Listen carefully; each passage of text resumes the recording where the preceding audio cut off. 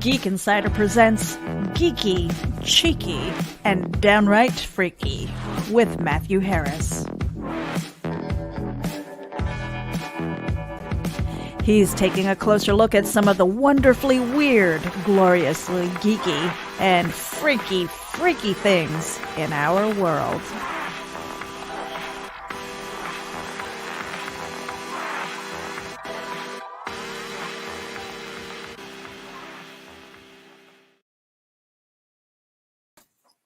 Good evening or afternoon, morning, whatever the case may be, ladies and gentlemen. I am Matthew Harris, and this is Geeky, Cheeky, and Downright Freaky, brought to you by Geek Insider.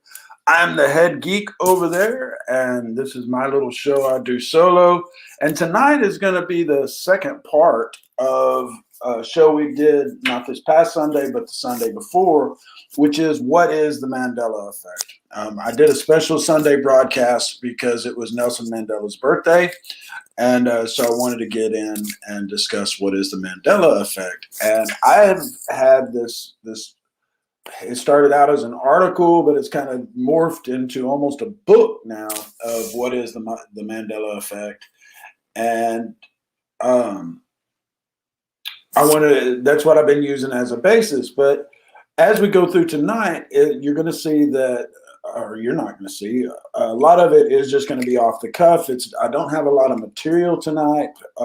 You're great for listening. This is a great episode to just listen to on the podcast because I'm not going to have a lot of visuals, so you don't need to be hooked up onto the YouTube channel. Though I am live Wednesday nights at 7 o'clock Central, 8 o'clock Eastern. And I'm having a little internet issue right now. I'm hoping that the audio is coming through fine. I keep seeing that I'm getting a Wi-Fi signal issue. But anyway, before we get started, I just want to do a quick recap of last week. Like I said, we discussed, what is the Mandela Effect. I gave a definition of it. If you haven't listened to that part yet, it is available on the YouTube channel or, of course, on the podcast. And I'm just trying to find my spot here. And so let's go right into it. If I can find it. There we go. The next aspect of the Mandela Effect, or what people think the cause could be, the next one that I wanted to cover is simulation theory. Or simulation hypotheses, simulation, I forget. Oh, there's three of them. Simulation hypotheses, simulation theory, and the simulation argument. That's what it is. And they all propose pretty much the same thing, that we're living in a simulation. And speaking of, real quick, off subject, I want to give a shout out to Preston Harvey. He just published a book, folks, called In Beta. Now, I have not sat down and read a book in ages. And I got offered to read this one for free. I get a preview copy because I'm fly like that. And usually, I get a lot of book offers like that, and I usually turn them down because I just don't have time to read. But with this one discussing simulation theory, I told the publicist, or the publicist, that yep, this sounds like something that's up my bag, or in my bag, and I'll check it out. And sure enough, I received it last week. A little bit later than what I was expecting, but I received it last week, and it does deal with a character finding out that they're living in a simulation, and that's all I'll say about it. I'm actually in the works to get Preston on here, or Prescott. I said Preston. It's Prescott Harvey. I'm working to get Prescott on here for an interview so we can discuss simulation theory and, of course, his book. And so y'all watch for that. I'll let y'all know on geekinsider.com when that is coming up. So anyway, simulation theory, simulation hypothesis, simulation argument, they're all gaining some traction. And if you look this up, folks, which I think you will by the time we're done with this little section, because there is some rather shocking kind of experiments that to me, really does show that the simulation theory isn't just a crackpot idea or anything. That it's a possibility. I already have always said that, you know, reality, or Einstein said it. I wasn't going to paraphrase, but I can't say it any better than the master, and that is, reality is merely an illusion, albeit a very persistent one. And with the Mandela effect and glitches in the matrix, and then something else we'll discuss here in a minute, there is the possibility that we're living in a simulation. As you know, and this might sound like a cray-cray idea, but even Neil deGrasse Tyson has been perplexed by this idea, and he's asked for proof that we're not in a simulation. And nobody has been able to take him up on that. And if you look, there's TED Talks on this subject. There are a lot, or not a lot, but there are mainstream scientists and others that, not mainstream scientists, but anyway, there's a lot of theories out there that this could be a simulation. And I tell you, if this is a simulation and I find out, I guess I could be an NPC, a non-player character. I guess we all could be, but then again, maybe because we experience the Mandela effect, maybe we are one of the real uploads or uploads. And if I'm an upload, if I find out that this has only been 15 minutes in my real time and I've been sitting here in some faraway galaxy or something playing this as a game, I'm going to beat the crap out of myself for even contemplating playing this game, because I got the busted up avatar and it hasn't been a fun game. I guarantee you that. I wouldn't trade it because I have learned a lot in life, and but being a busted up old avatar, I want to do over, or maybe not. Anyway, so there's just a second, I scrolled down too far. The fact is that there's actually a really freaky experiment that shows that there's a lot more to our reality than what we understand right now. And I'm talking about the double slit experiment.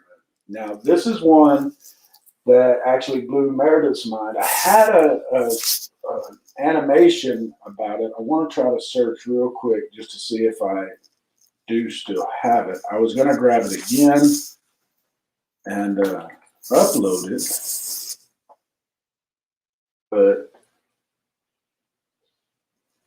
oh, I do. 1 second. Let's see. I'm just trying to see something real quick.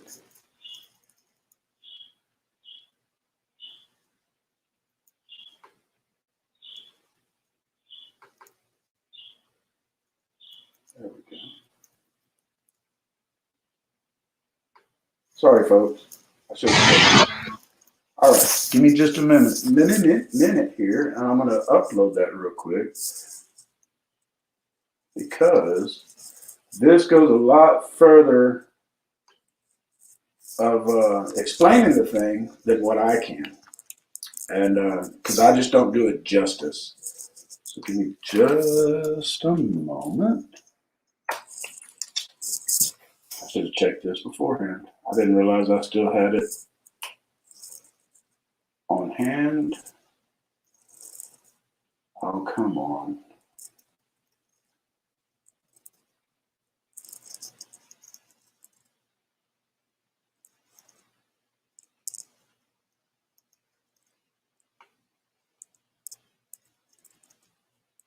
There we go.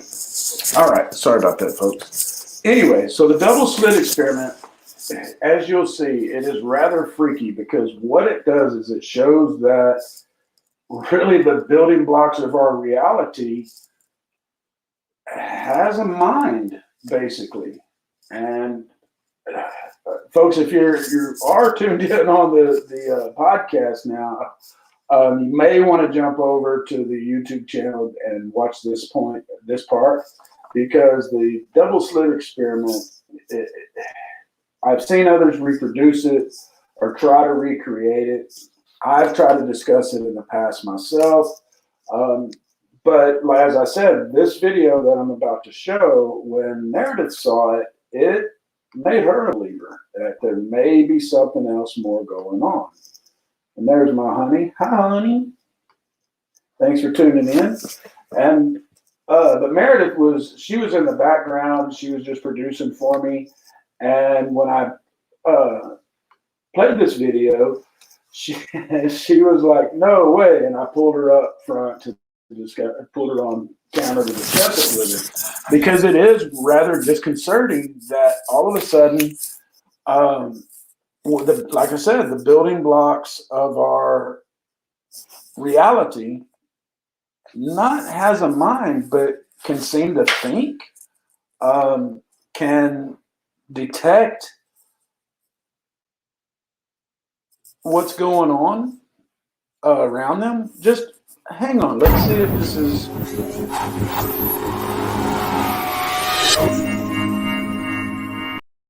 Nope, just 1 second. I did it again.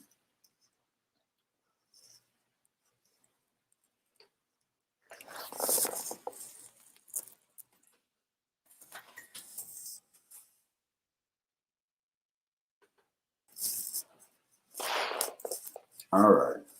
Now, if I can keep talking, I'll tell you what. Let's watch a let's not watch. Let's discuss this real quick.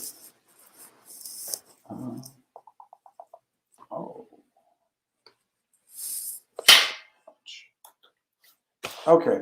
Now that I'm done talking to myself, hopefully this is uploaded. It's not quite. Yep, here we go. All right, so hang tight, everybody. Watch this double slit experiment. You can listen to it if you're on the podcast, but I do recommend that you come over to the YouTube channel, to the Geek Insider YouTube channel, and watch this, because I'm telling you, it is truly mind-blowing. And here we are, the granddaddy of all quantum weirdness, the infamous double slit experiment. To understand this experiment, we first need to see how particles, or little balls of matter, act. If we randomly shoot a small object, say a marble, at the screen, we see a pattern on the back wall where they went through the slit and hit. Now, if we add a second slit, we would expect to see a second band duplicated to the right. Now, let's look at waves. The waves hit the slit and radiate out, striking the back wall with the most intensity directly in line with the slit. The line of brightness on the back screen shows that intensity. This is similar to the line the marbles make.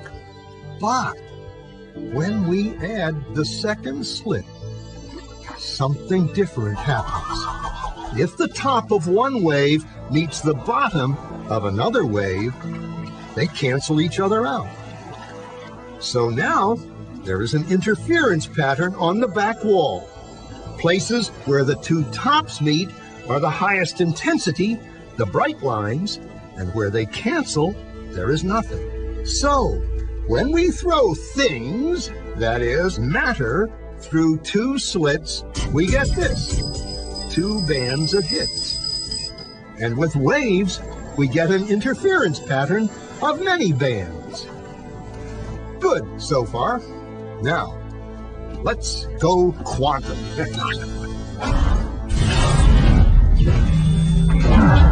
An electron is a tiny, tiny bit of matter, like a tiny marble. Let's fire a stream through one slit. It behaves just like the marble, a single band. So, if we shoot these tiny bits through two slits, we should get, like the marbles, two bands. What? An interference pattern. We fired electrons, tiny bits of matter through. We get a pattern like waves, not like little marbles. How? How could pieces of matter create an interference pattern like a wave? It doesn't make sense. But physicists are clever. They thought, maybe those little balls are bouncing off each other and creating that pattern. So they decide to shoot electrons through one at a time. There is no way they could interfere with each other. But after an hour of this, the same interference pattern is seen to emerge. The conclusion is inescapable. The single electron leaves as a particle, becomes a wave of potentials, goes through both slits, and interferes with itself to hit the wall like a particle. But mathematically, it's even stranger. It goes through both slits and it goes through neither. And it goes through just one and it goes through just the other. All of these possibilities are in superposition with each other. But physicists were completely baffled by this. So they decided to peek and see which slit it actually goes through. They put a measuring device by one slit to see which one it went through and let it fly.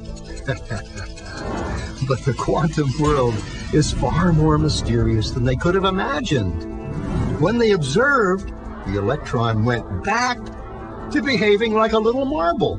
It produced a pattern of two bands, not an interference pattern of many. The very act of measuring or observing which slit it went through meant it only went through one, not both. The electron decided to act differently, as though it was aware it was being watched. And it was here that physicists stepped forever into the strange, never world of quantum events. What is matter? Marbles or waves? And waves of what? And what does an observer have to do with any of this? The observer collapsed the wave function simply by observing.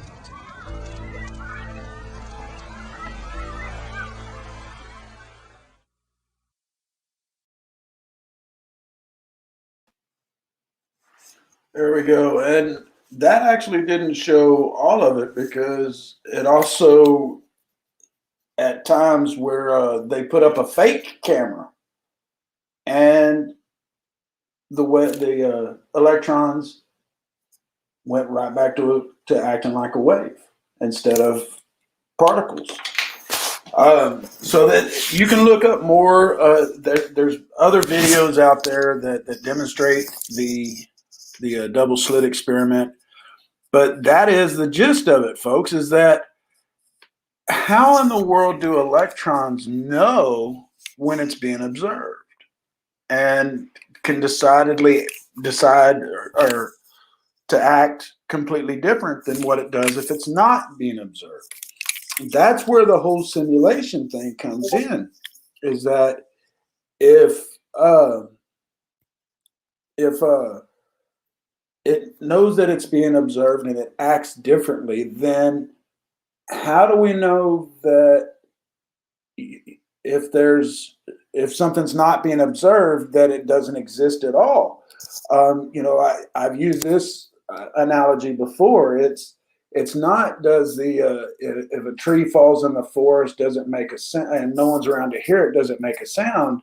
It's if a tree falls in the forest and no one is around to hear it, does the forest even exist? This has been brought up by people far smarter than me that talk about, the observation. I forget exactly what it's called, but that things don't exist unless they're being observed. That would happen in a computer game or a simulation, because you would want to save memory. No matter how big of a computer you have, you want to save memory wherever you can. Otherwise, you're going to have glitches in the matrix. And We have those. I've seen some crazy things in this life. Just one second. Okay. And then the next thing that I wanted to discuss is, are we living in a multiverse? That's another hypothesis on what the Mandela effect could be, or what's causing the Mandela effect. Now, if we're in let me back up. If we're in a simulation, that would explain the Mandela effect, because going with the observing thing, let's say that the majority of the world, or the majority of observers, looked at the Kit Kat bar and decidedly saw a dash between the kit and the cat. And it switched it to having a dash. That way, it was that way for quite some time because of the observer. However, then at some point that switched, and the majority of people saw it without the dash. And so that became the current reality. And so, does our observations dictate reality? That, could explain a lot about the Mandela effect. It doesn't explain it all, but it is a possibility that is, one of the reason for the Mandela effect. And as I say, and I should have said this at the beginning of the show, folks, I'm not going to give a definitive answer on what the Mandela effect is, because I don't know. I am affected. I have been down this rabbit hole for 4 years now, and I had to pull out of it because I was deep into it. My wife almost had me committed, I think, and my daughter almost had me committed, not committed me and my daughter. And anyway, the next thing that I did want to talk about is a multiverse. Now, again, this is another very widely discussed topic on it. Could the multiverse be real? There is theories that UFOs may not even be visitors from other planets, but could either be us time traveling, which we'll discuss in a minute, or people coming from another version of Earth.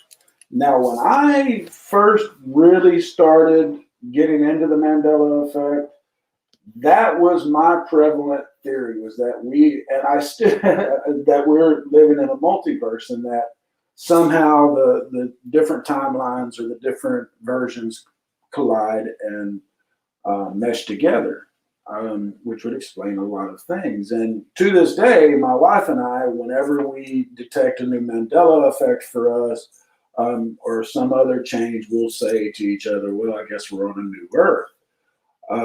And it's just funny, because we take, while what used to freak us out when we would discover a change, like Fruit Loops change almost sent me to the loony bin, we now take in stride. If there's a celebrity all of a sudden that's zombified and is alive again, we just take it in stride and chalk it up. And so, but the multiverse theory, it has its pluses and its minuses as far as being the cause of the Mandela effect, because that would still kind of mean that other people had to be NPCs, so to speak, because why would not, on one version of Earth, I already be dead? And so if those collided, I would be the prevalent body. I take over. But wouldn't somebody realize that, hey, Matthew just came back to life all of a sudden? Same goes for, massive changes. If it was a multiverse, and even though we may be colliding with the Earth that's most closely resembles our own, eventually we're going to get down that line to where there's something completely different, where, Oprah Winfrey became president instead of Trump, because my prevailing theory on the multiverse is that if it's real, is that it would be to see what every version of us would do in any given particular situation. But anyway, I had hoped to have papers on multiverse to be able to cite and to link to. Same with there's conferences on the multiverse theory. We've got the Iron Man, not Iron Man, but the Avengers movies that have started getting into the multiverse, and then now we're going to have the Doctor Strange movie that's going to deal specifically, with the multiverse of madness. We got the Spider-Man movie coming out that's going to deal with the multiverse, and on it goes. There's even talk of some DC movie that's going to deal with the multiverse. There was talk of various Batman. I forget which one that is. But anyway, so the next one, well, before we get into the next one, I wanted to take a minute to talk about Under Lucky Stars. They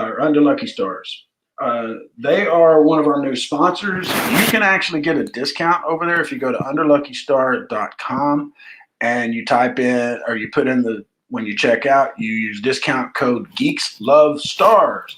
And so what is Under Lucky Stars? Well, I used it personally, guys, a couple of years ago to commemorate my wife and I's first date, because you can zero in on a specific place, date, and time, and it's going to give you what the sky looked like at that time, or what the stars look like. And you can do it during the daytime hours too, and it'll show the constellations as they would have been for that time. But I did that for our first date. Got it in a little heart because they come with 16 different styles that you can choose from. You can get them framed or not framed. I don't have my copy in front of me, guys, because I'm just kind of doing this off the cuff. I meant to have it with you, but this will do. And so they have all these different styles, and it's really cool. I'll probably do another one for our wedding, because we ended up getting married on our wedding anniversary, or on our first date anniversary. And it was a little bit further away from where our first date was. And so I wouldn't mind having another one like that with maybe a different thing than the heart. But anyway, check them out. Underluckystars.com. Use Geeks Love Stars as your coupon code, and you'll get, I believe it's 15% off. I'm almost positive it is. We actually have it. It's just not linked in yet. If you go to geekinsider.com/directory, you'll find a page with a lot of our partners where we have discount codes available with a lot of them. And so if you're looking for skincare products, you're looking for beard care, electronic equipment, geared for your electronic equipment, Under Lucky Stars, CBD stuff. There's just so many partners that we have exclusive discount codes with. And so make sure you check out the directory. So with that being said, let's take a quick break so I can take a drink here and take a dip of snuff, maybe. But I'm not sure what the heck that is. I don't know if these guys are still around or not, but I love them. Guys, if you haven't seen these yet, I'm going to play a couple of them just because they're funny. And if you guys are involved with these folks and you follow them and you know that they're still around, let me know, because I'd like to hook back up with them. But here you go. I am a unicorn meadow. Hopefully you're a 5'4" brunette and a C cup. Looking for love during a health pandemic? Try COVID Connections, a new dating app for a new normal. I'm technically a virgin. I mean, as long as you don't count, like anal. Find your connection on Instagram at COVID_connections_. My name is Kevin. I haven't been out since 2012, and I am COVID-free. Looking for love during a health pandemic? Try COVID Connections, a new dating app for a new normal. We're looking for that lucky third. For safety's sake, we think we should wear masks when we're together, but no condoms. Mm-mm. Find your connection on Instagram at COVID_connections_. Hi, I'm Penelope, and I'm looking for my trophy husband. Where are you? Looking for love during a health pandemic? Try COVID Connections, a new dating app for a new normal. I am DTZ, down to Zoom. I was once abducted. I'm available anytime to chat or talk. Oh, good God. Not the toilet paper! Not the toilet paper! Find your connection on Instagram at COVID_connections_. Hi, I'm Penelope. My name's Kevin. My name is Ramona. Hi, I'm Sal. I am a unicorn meadow. Gotta stay connected, one match at a time. Life is meant to be lived. I'm looking to meet that someone special here on COVID Connection. COVID Connections, find me here. Where are you? COVID Connection. COVID Connections is not responsible for any side effects, including nausea, dry mouth, constipation, skin rash, loss of taste, smell, shortness of breath, and diarrhea. COVID Connections encourages safe practice of social distancing and face coverings for all dates to reduce the risk of exposure. Ask your doctor if COVID Connections is right for you. Oh, good God. Not the toilet paper! Not the toilet paper!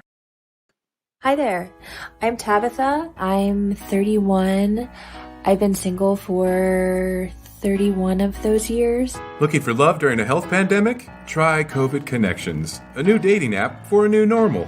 First of all, Chris, this is Chris Lesession, but first of all, to get it straight, there is no virus. It's a ploy by the establishment. So right now, to all of you sinners, he who drinks from the stream of wickedness and derision shall find himself,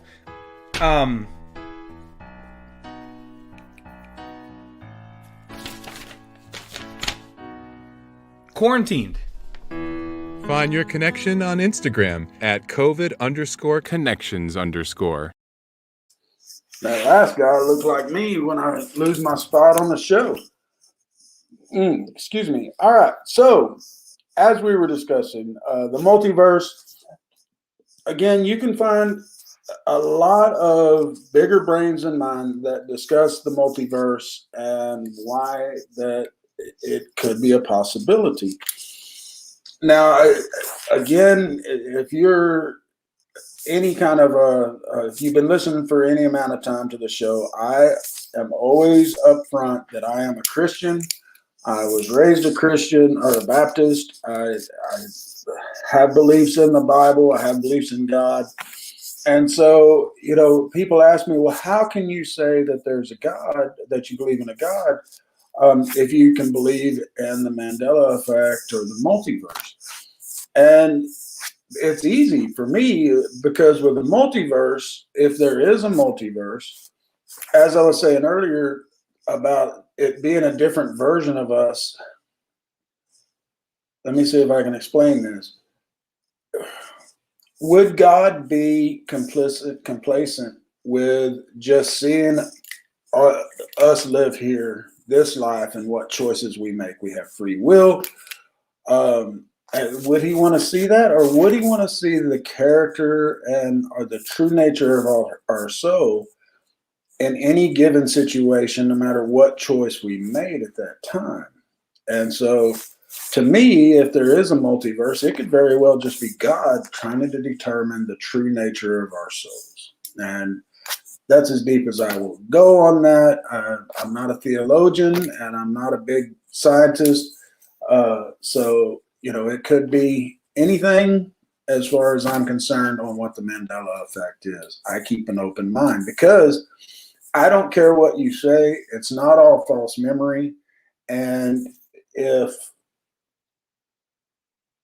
we can explain it, it just means that we don't have the capability right now. Not that, it's everybody's memory. I just don't believe that. Some of it, yes, but all of it, no.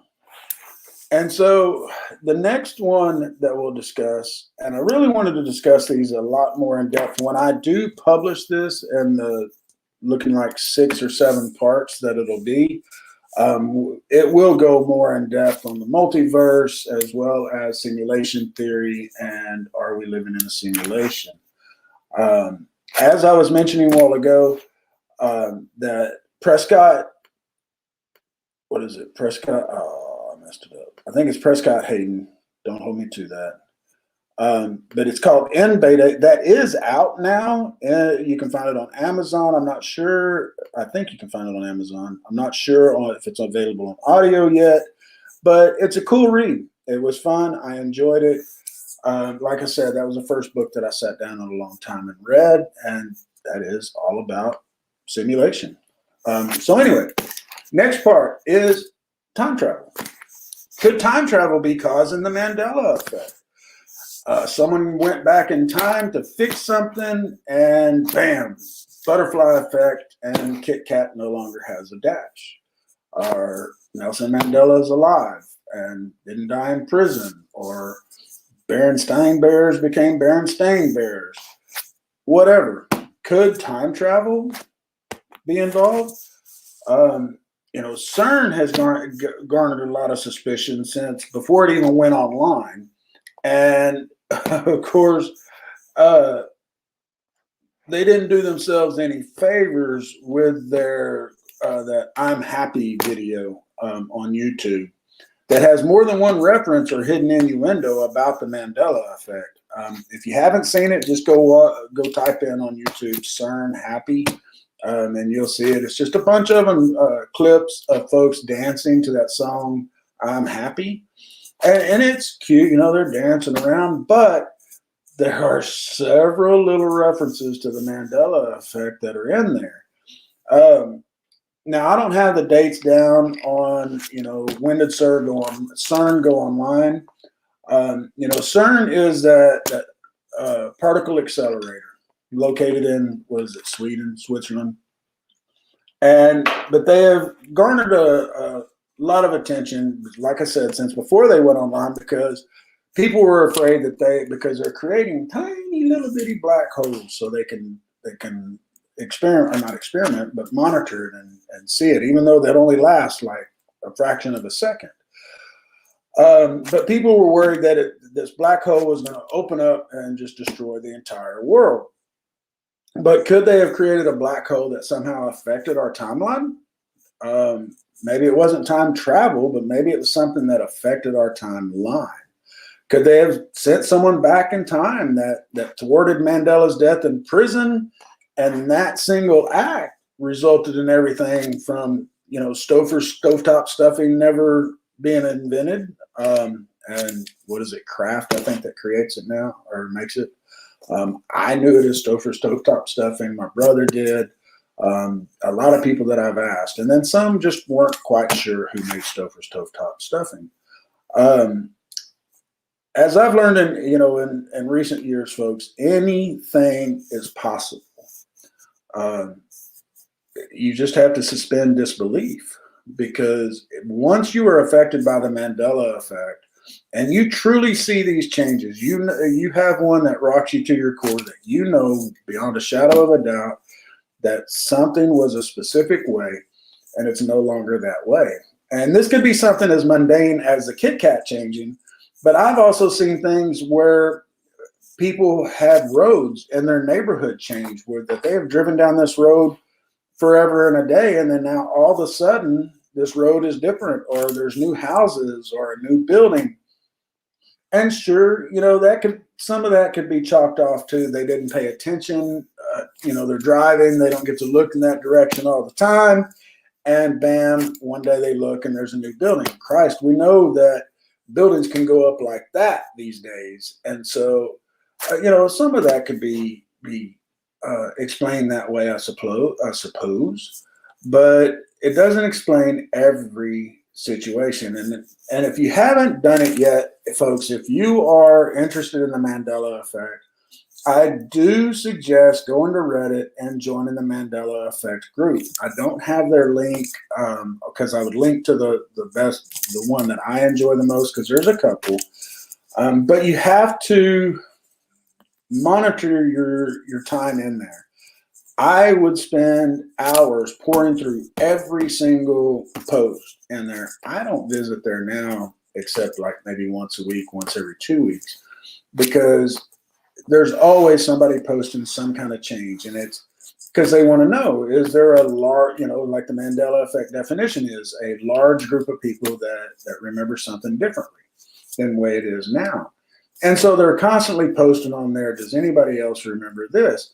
And the thing is those are supposed to go into a certain area of the subreddit, and they don't always. And I hadn't seen any real new ones in quite some time. Every now and then there's one, and I always get my wife with this because I will call her or message her or call her in the room and say, hey, how do you remember this? And she always knows what that means. Or I'll say, is such and such alive or dead? She always knows this is a Mandela effect question.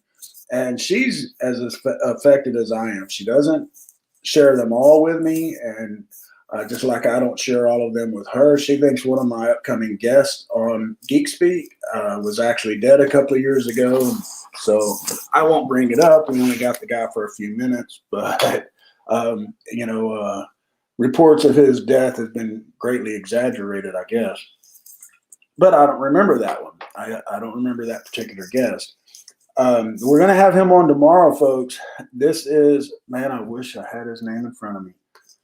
I know it's John. Oh, wait. I happen to have it pulled up. He is from Seinfeld. It's John O'Hurley. He played Elaine's boss on Seinfeld. And he actually has a celebrity virtual golf game coming up this next week to benefit charity. And he's going to come on to talk about that. And my wife swears up and down she thought that he had passed away. But I don't remember that. I think he's also the voice of those dog shows, but I'm pretty sure I'm going to have to ask him about that. But we only have him for a few minutes. But so my wife and I don't always share the same ones, the same Mandela effects, but she always knows when I preface a question with what do you remember this as, or, this, that, however I phrase it, she always knows. And then she'll give me her answer and I'll go, yeah, that's the way I thought it was too. And then we end up down the hole together. But, like I said, in recent years, I've learned that almost anything is possible. Plausible? Maybe not. But since we can't prove right now that it is not possible, it has to stay on the list of what could be causing the effect. As I said earlier about time travel, could CERN have created a black hole and somehow that sent something through time that caused a domino effect? Now, my only problem with that is that I remember the Mandela effect long before CERN went online. But of course, that's the way time travel would work, isn't it? Is that if they made the change in the future, us in the past would see those changes, or at least we would remember those changes. We may not have experienced them at the time, but we would get downloaded with those memories. But anyway, that's going to do it, guys. If you didn't tune in to part one, make sure you go to the YouTube channel, the Geek Insider YouTube channel, and check out part one, because we do discuss a lot of other aspects of what could be causing the Mandela effect.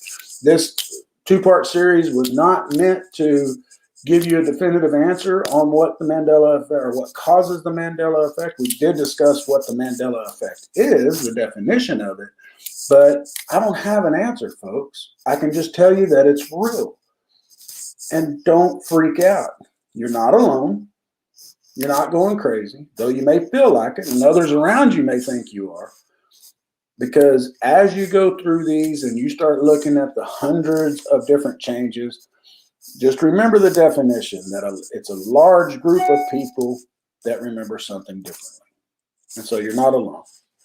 And you can always reach out to me, Matthew at geekinsider.com. I do get quite a few emails on whenever I do one of these shows. Some folks that are just looking for somebody else that like mind. And then some of them that tell me that I'm crazy and that I shouldn't even be having a show, that I'm, spreading lies and propaganda. But that's not the truth. It's not lies. I've experienced this. Hundreds, if not thousands of other people, or thousands, if not millions of other people have experienced this. I know it's over hundreds. And you're not alone. So don't ever think that you are. And, You can go to subreddits. You can peruse Geek Insider, man. And you just type in Mandela effect on Geek Insider, you're going to find a lot of articles where I've covered this subject. But I want to thank you all for tuning in once again. I'll be back next Wednesday, same bat time, same bat channel. And then next weekend, I'm not sure on the logistics of it yet, but I will be attending, as long as they don't shut it down because of COVID. I will be attending Bell County Comic Con, and so I'm going to be doing some interviews. Lou Ferrigno is supposed to be there. That is my main get. I gotta talk with the Hulk, man. Gotta talk with the Hulk. But anyway, thanks everybody for tuning in tonight. Y'all have a great rest of your week, a safe week. Folks, I don't care which side of the aisle you fall on, what your politics are. I don't give a shit, but you've got to mask up. And if you haven't done it, get vaccinated. It's not politics, folks. You're going to kill yourself. You're going to kill somebody else. Do it. And where is my outro? Oh, there it is. Do it and save somebody's life. If we're all in this together, ladies and gentlemen, if you don't get vaccinated, we're never going to get this under control. The variants are going to continue. Even us that are vaccinated have to be careful because we can still be carrying the Delta variant. And all these man, I turn on the TV, I see all kinds of events. Even America's Got Talent had people all off in the audience, shoulder to shoulder, not a damn one of them wearing a mask. Sure, they might be taking temperatures on the way in, but that doesn't mean they're catching everybody that has it, because you can be carrying it and you can be asymptomatic. Mask up, get your fucking vaccine, and let's stop this damn thing. Y'all have a great week, everybody, and thank y'all for tuning in.